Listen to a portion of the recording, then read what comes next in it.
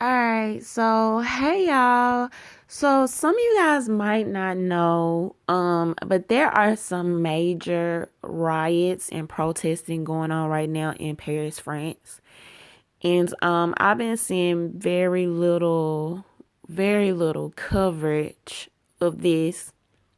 And so me being me, I wanted to go find more information about what the heck is going on over there.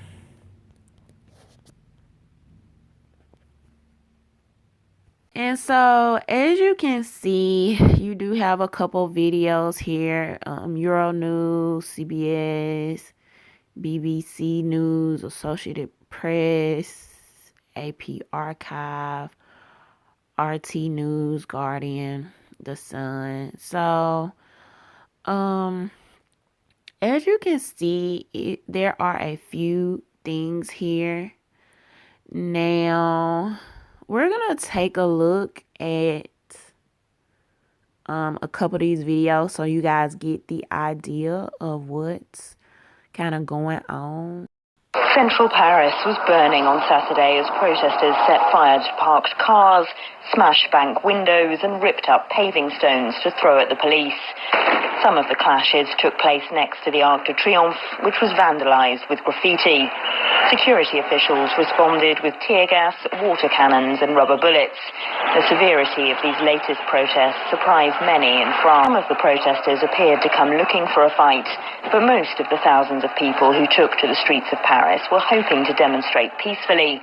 It's the third consecutive weekend when parts of France have been brought to a halt by the yellow vest demonstrators, named after the safety vests that motorists are required to carry in their cars. Local residents and businesses are cleaning up here in central Paris after exceptionally violent demonstrations which saw cars overturned and set fire to and barricades pulled down and used to blockade the streets. The number of protesters was significantly fewer than last week, in a sign that the level of violence may be putting off some supporters of the Yellow Vest movement. The protest started over a planned rise in fuel taxes, but they've become a lightning rod for a whole range of grievances about the cost of living. Some polls have shown that as many as 3/4 of French voters back them. We're sick of working and paying such high taxes. France is the most taxed country in the world. We can't live like this anymore. We're being strangled by the government, by taxes. We have no money left at the ends of the months. We've had enough. Like it says on my jacket, the people have had enough of being bled dry. Well, fill us in on the latest and overall the government's response to the situation. Until they start to put money back in people's pockets in France. What the French people voted for last year, when they voted for Macron, was someone who they thought was going to be able to control the finances of France better, stand up perhaps to the European Central Bank, and make the euro work for the French people, which it's not working. Essentially, though, when they voted for Macron, what they really got was an agent, an employee of the Rothschild Bank. This is the problem with Macron, is he worked from 2008 until 2012 for David de Rothschild, and then he became an economics minister under Hollande. But if you have a look at how the French presidential elections are financed, it's actually rather similar to the US elections. In other words, massive amounts of money can get behind one candidate. This is how Macron managed to win after coming from absolutely nowhere. He wasn't part of any of the traditional large French parties. The finances were revealed actually by WikiLeaks last year as to where the money had come from for Macron to finance his election campaign. 2.5 million euros from George Soros, 2 million euros from Goldman Sachs, and David de Rothschild gave 1 million euros, apparently, to his election campaign. So you can see, actually, what's happening is that an oligarchy, which puts massive amounts of money way beyond the realms of not only ordinary people, but many of the existing political parties. All right, so a couple of things that I want you guys to note right here is that Macron obviously has ties to the Rothschild, right? Because he was a banker worked in investment banking for several years, so he has those ties to the Rothschild. Also, what I've said in several videos, every time it comes to these politicians, people think they're getting one thing, right? They think they're voting for one thing based on, these beautiful speeches and these presentations that these politicians give. But then at the end of the day, there is always going to be allegiance to the people funding them. Point blank, period. This man talked about all the people that funded Macron. And at the end of the day, that is where his interest lies. So if you ever want to know what a candidate is really going to get in office and do, every single solitary time you need to look at who is funding them, okay? This is a prime, perfect example of that.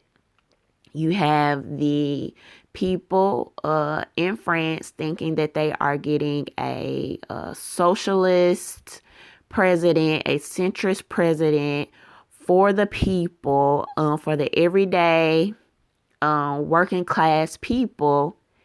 And yet, this is what happens. This is a result of that. Now, I wanted to know some more things about Emmanuel Macron. So, he's a French politician serving as president of France since 2017. He previously was Minister of the Economy, Industry, and Digital Affairs from 2014 to 2016. So I thought this was interesting from his political career, right? Macron had been a member of the Socialist Party since he was 24, but he only renewed his subscription to the party from 2006 to 2009. If you go on to read this article about Macron at wikipedia.com, it goes on to talk more about his platform, how he basically started off as a socialist and was a socialist up until 2009, and at some point he ended up basically creating his own independent political party that took on more centrist attributes, and according to him, wanting to bring the left and the right to a more neutral position and coming together. And then it also talks about how while he was on the campaign trail, people started to question his allegiances and his sponsors. Definitely because of his allegiances with the Rothschilds, but he still ended up winning in a landslide. Alright, so this talks about Emmanuel Macron's first year, and this is actually back from May 2018. Macron swept to power his first elected role after a career as an investment banker and economy minister on a pledge to revolutionize French politics by ending the duopoly in which the same political parties had dominated for years. In his first month as president, his new centrist party all but annihilated the opposition in parliamentary elections, securing a comfortable majority barely 12 months after it was founded.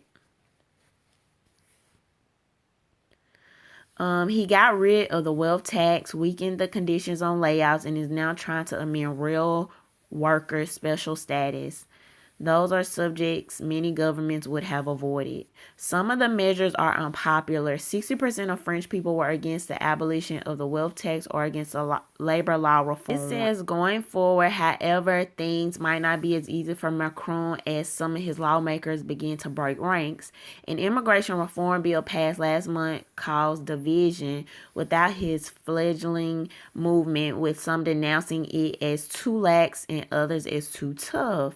The president has also drawn criticism from across the aisle for his bid to expedite legislation by limiting the number of amendments parliamentarians can make, thus further weakening opposition. His reduction of France's wealth tax led to Macron being labeled president of the rich. Now, keep in mind, this was the guy that ran basically on a socialist platform. Like, even though he kind of denounced it, he basically ran as a centrist, but his background was socialism.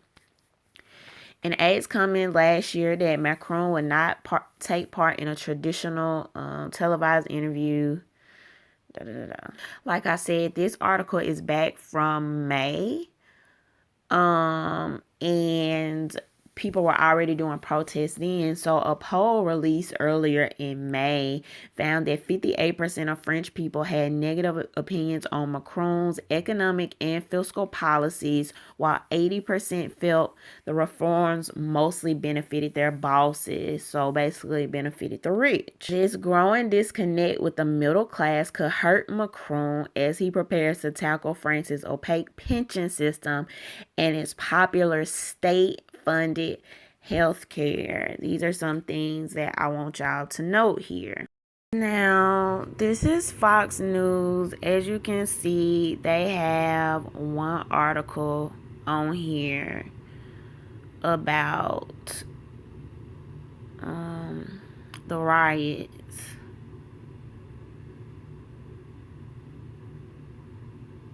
Demonstrators say Macron's government does not care about the problems of ordinary people. The grassroots protest began November 17th with motorists upset over a fuel tax hike, but now involve a broad range of demands related to France's high cost of living.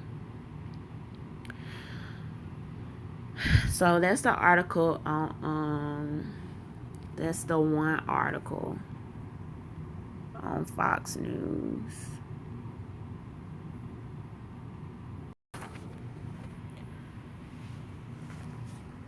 I don't know why people love to come to my YouTube channel, my YouTube page, and act very slow when I talk about mainstream media. But certainly we all have to be smart enough to realize that not everybody is going to go to these websites to read articles, okay? It's not gonna happen. Not only that, when information is being suppressed, you don't even know what to look for. How do you know what to search if you don't particularly know what's going on? So I would say it's fair to say that if your main news anchors do not even mention these topics, you have your Sean Hannity, your Tucker Carlson, your Anderson Cooper, your Don Lemon, and your Rachel Maddow. If you don't have these main people covering these topics, I think it's fair to say that it is not being covered widely. I think that's a very fair assessment. And what people don't understand about that, I don't get. So I want to make that very clear. Now, can you go look and find these things? Yes, they're here. But when we talk about information being suppressed, this is what I mean.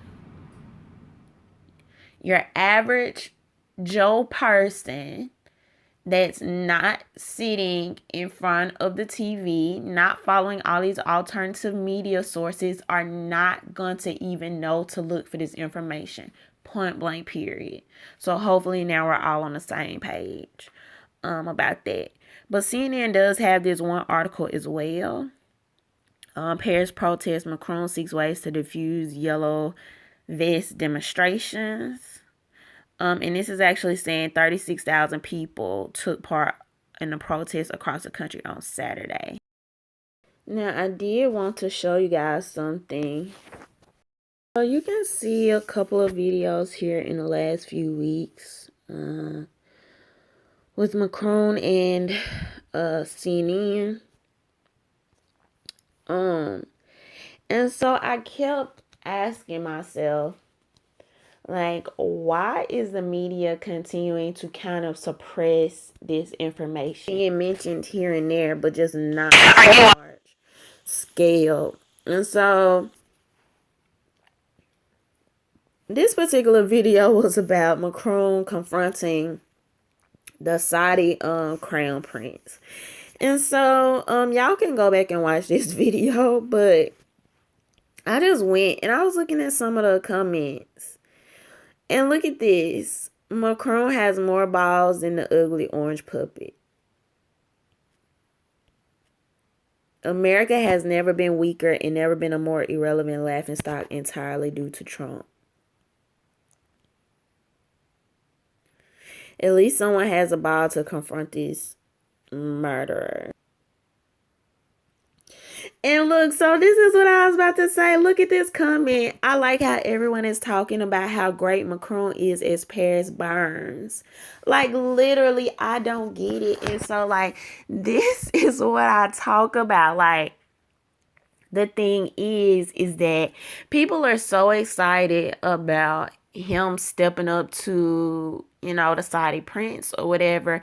But my thing is, your city is literally burning. Somebody said if the American people wants to keep Macron, no problem. The French people offer it to you. But a lot of these people in the comments are more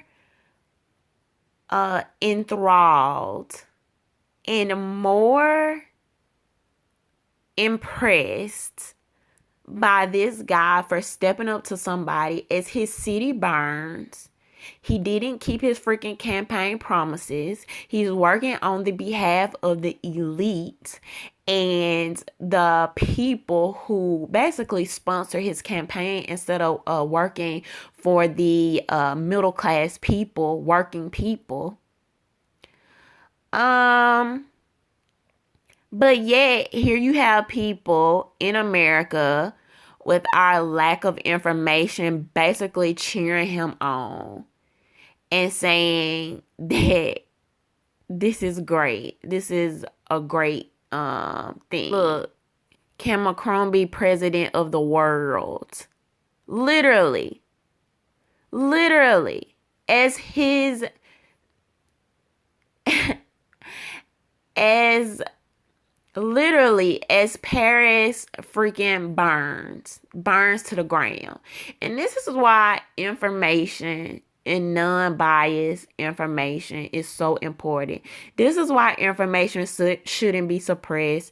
This is why we should look at different sources to find information. You want this man to be the president of the world as Paris freaking burns to the ground. People are being taxed out the freaking butt. Can barely afford living expenses. People are fed up, don't know what to do. He is doing the exact opposite of what he ran on. This is said to be the worst protest in Paris, if not in history, definitely within the last 50 years. Oh my God.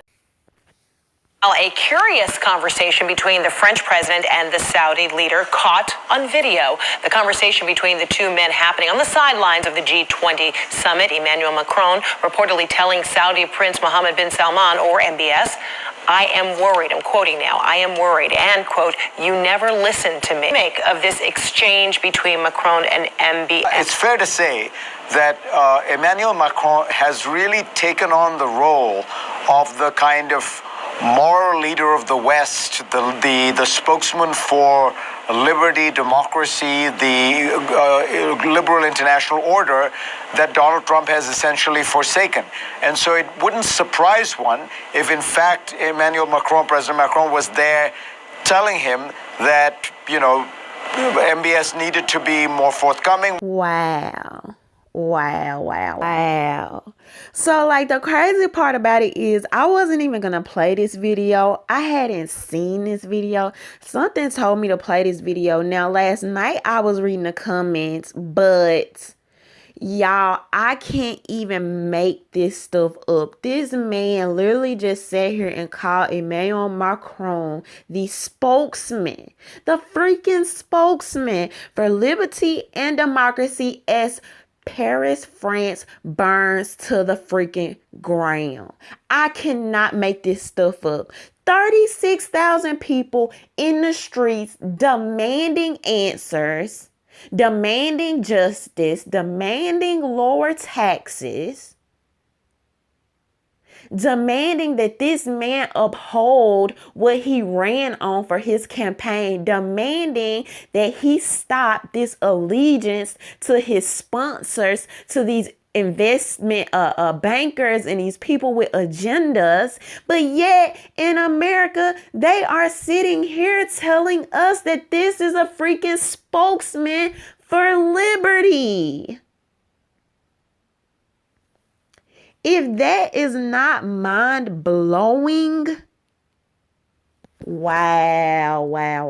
Okay, so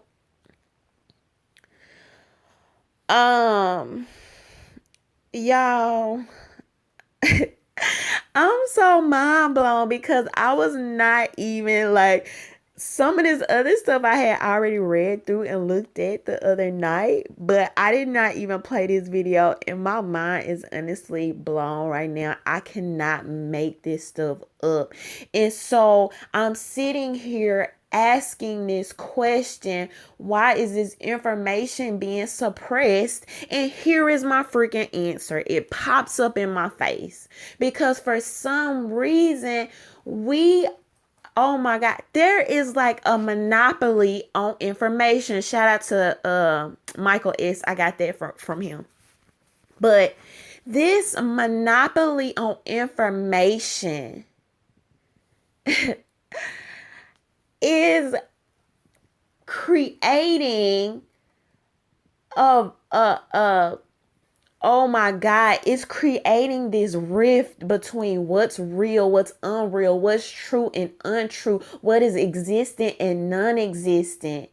And to see people calling for this man to be the president of the world.